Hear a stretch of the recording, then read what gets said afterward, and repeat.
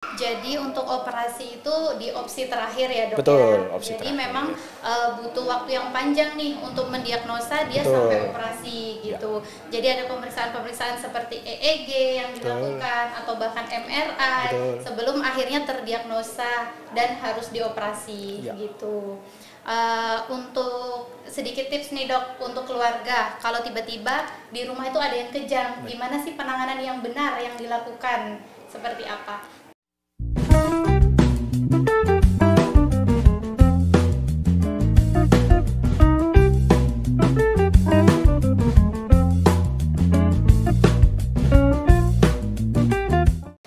Jadi sahabat Hermina, epilepsi itu banyak macam-macamnya dan nanti akan dinilai kapan terjadi serangan epilepsi, Betul. apakah itu pada anak-anak atau Betul. usia dewasa muda ataupun bahkan pada orang tua. Betul. Terus untuk epilepsi ini dok, apakah epilepsi itu bisa ditangani dengan obat saja atau harus dioperasi dok?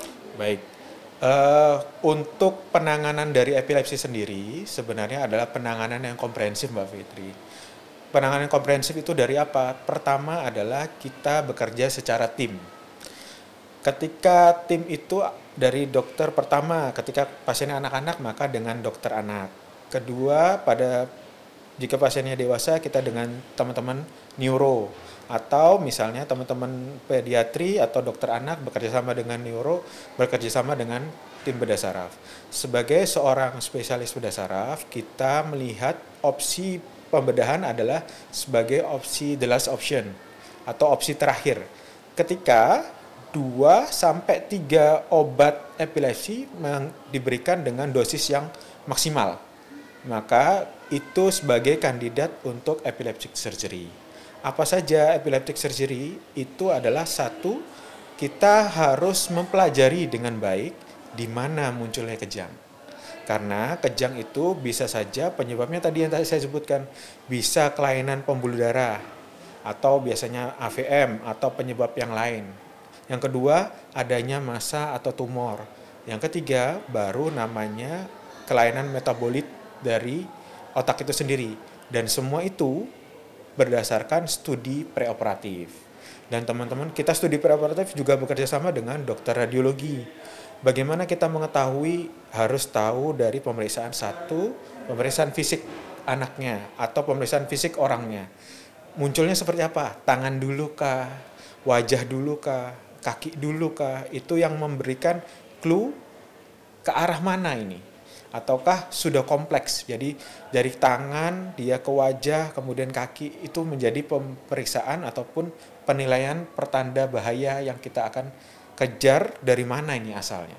Dan itu pemeriksaannya tidak hanya satu, nanti teman-teman dari neuro akan melihat rekaman otaknya. Gold standard atau standar yang utama adalah namanya long term EEG atau perekaman dari gelombang otak dalam jangka waktu yang panjang. EEG ya? EEG, betul.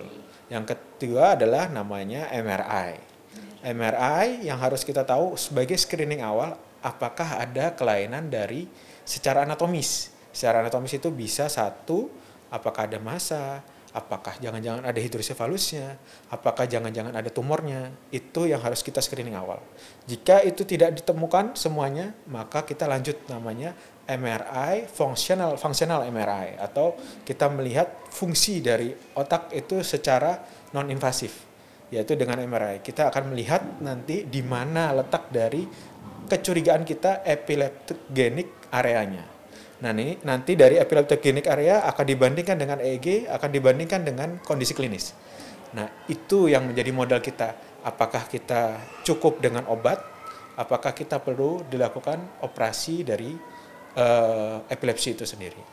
Keberhasilannya gimana? Keberhasilan dari operasi epilepsi sangat ditentukan dari kita sebutnya preoperative planning yang tadi saya sebutkan. Kesulitannya letaknya di mana, dan itu yang menjadi pertimbangan kita sampaikan ke keluarga.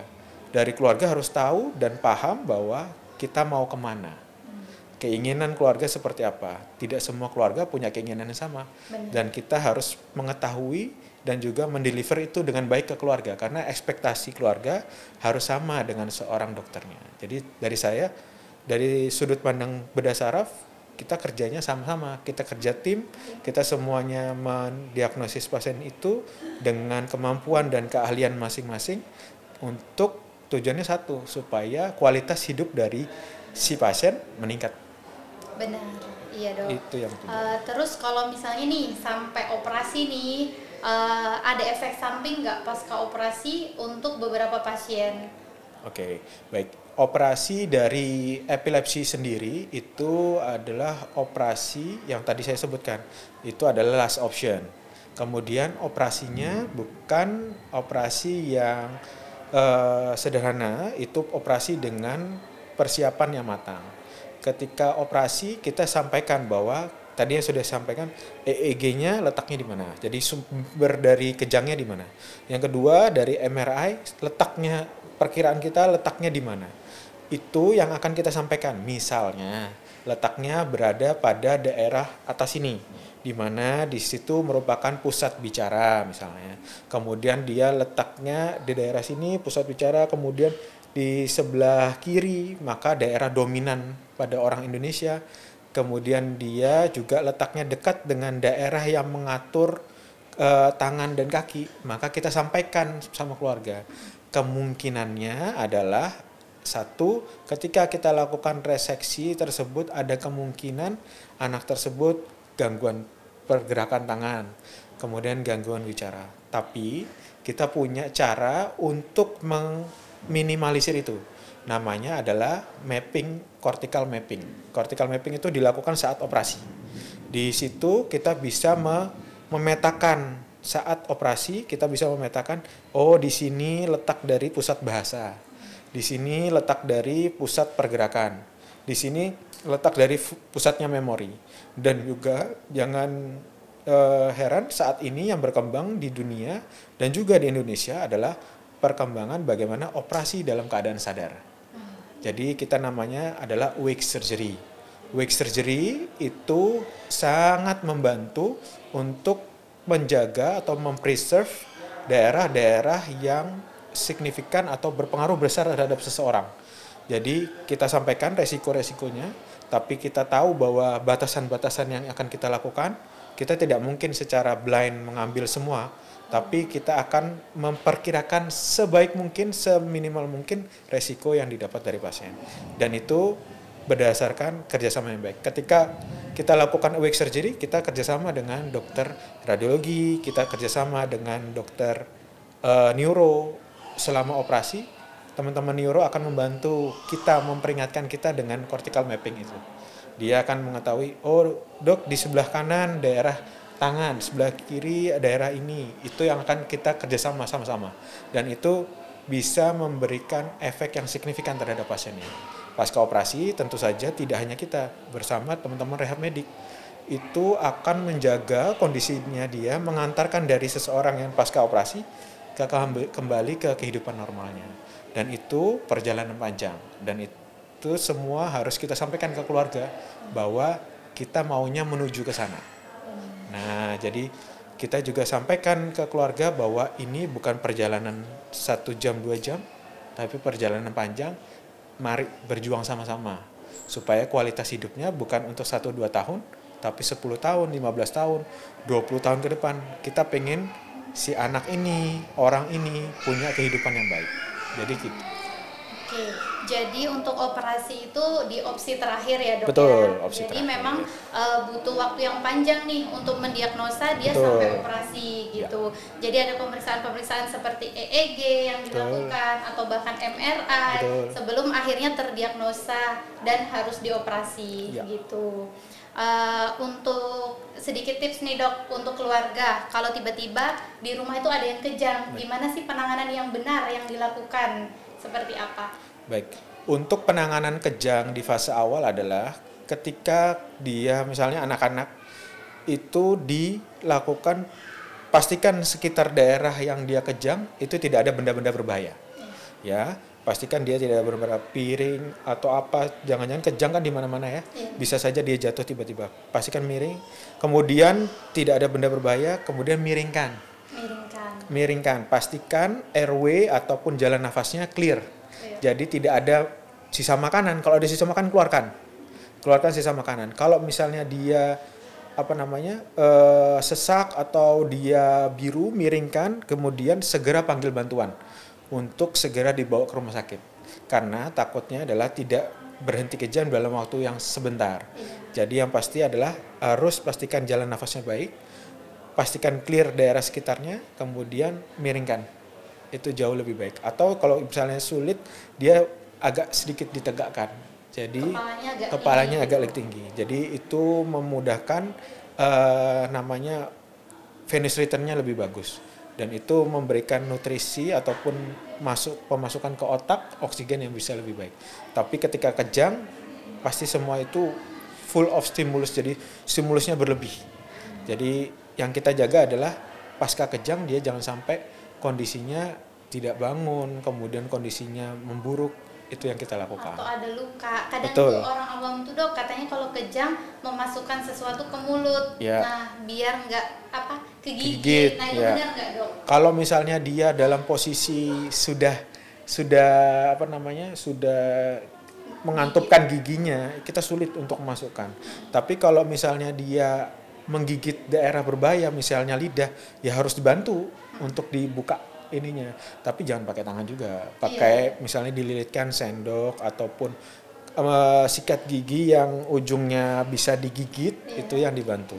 Jadi sebenarnya posisi itu yang dilihat ketika airway-nya, ketika dia ada lidah keluar dengan tertutup, maka aliran nafas ataupun aliran udara juga terganggu, sehingga itu yang perlu jadi concern utama.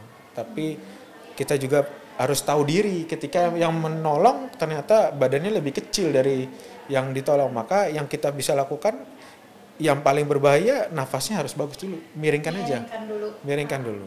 Itu yang menjadi concern utama. Setelah dia misalnya kejangnya cuma 1-2 menit, pasca itu pastikan dibangunkan pasiennya. Kalau ada oksigen diberikan oksigen, kalau tidak ada oksigen segera dibawa ke rumah sakit terdekat, mungkin dibawa ke Hermina, itu bisa membantu untuk dia memberikan oksigenasi yang cukup bagus ke otak. Walaupun setelah kejang pasien sudah sadar dok, jadi tetap kita harus bawa ke tenaga kesehatan terdekat ya? Betul, karena itu menjadi concern kita, harus dicari tahu dari mana, dan setelah itu dia harus dapat obat kejangnya. Karena jangan sampai yang tidak boleh terjadi adalah kejang kedua kali. Potensial berulang kan dok? Betul, sangat potensial berulang ketika dia tidak ditangani dengan baik. Seperti itu. Ya. Iya dok. Jadi begitu terkait penyakit epilepsi. Mungkin untuk closing dok, tentang epilepsi boleh disampaikan dokter? Untuk epilepsi sendiri itu penanganan dari suatu tim yang komprehensif, baik dari dokter anak, dokter saraf, dokter bedah saraf, kemudian dokter rehab medik ketika mungkin nanti tindakan operasi, ataupun ketika ada sequel. Itu semua menjadi concern kita bersama. Dan yang paling penting adalah awareness ataupun pengetahuan dan juga kewaspadaan dari keluarga dan juga orang sekitarnya untuk melihat ketika dia kejang, maka kita harus cari tahu kenapa dia kejang. Dan juga harus mendapatkan obat-obat kejang ataupun penanganan yang baik sehingga tidak memberikan potensi bahaya ke depannya. Dan saya rasa di daerah kita, di daerah Samarinda, kemudian di daerah Kalimantan Timur sendiri, untuk penanganan kasus-kasus epilepsi sudah bisa dilakukan dengan cukup komprehensif. Ketika kita memerlukan pemeriksaan yang lain, nanti kita perlu konsultasi terlebih dahulu, kemudian penanganan awal yang baik dulu, baru kita akan bicara ke depannya seperti apa. Jadi itu. Jadi seperti itu ya sahabat Hermina ya, untuk sahabat-sahabat Hermina di rumah, ini ilmu banget buat kita semua. Gimana kalau misalnya di rumah ternyata ada saudara kita, anak kita, tetangga kita, tiba-tiba kejang, kita sudah tahu nih penanganan yang benar seperti apa dari Dokter Mustaqim. Nggak kerasa dok, ternyata kita sudah di ujung acara nih. Terima kasih ya dok atas paparannya. Semoga apa yang disampaikan Dokter Mustaqim dapat bermanfaat untuk kita semua. bagi sahabat Hermina yang mau bertemu Dr. Mustaqim untuk berkonsultasi secara langsung di Rumah Sakit Hermina, bisa datang langsung. Dokter bisa info jam prakteknya dok untuk di Hermina? Di Hermina saya mulai dari jam 5 hingga jam 19 dan juga di Poli Eksekutif di jam 19 sampai jam 20 di hari Senin dan juga Kamis. Untuk sahabat Hermina, bisa ketemu langsung, ngobrol-ngobrol langsung terkait penyakit epilepsi dengan Dr. Mustaqim di Rumah Sakit Hermina Samarinda. Baik dok, kalau begitu kita sudah selesai untuk podcast hari ini. Sampai jumpa lagi di podcast selanjutnya. Dadah sahabat Hermina. Dadah.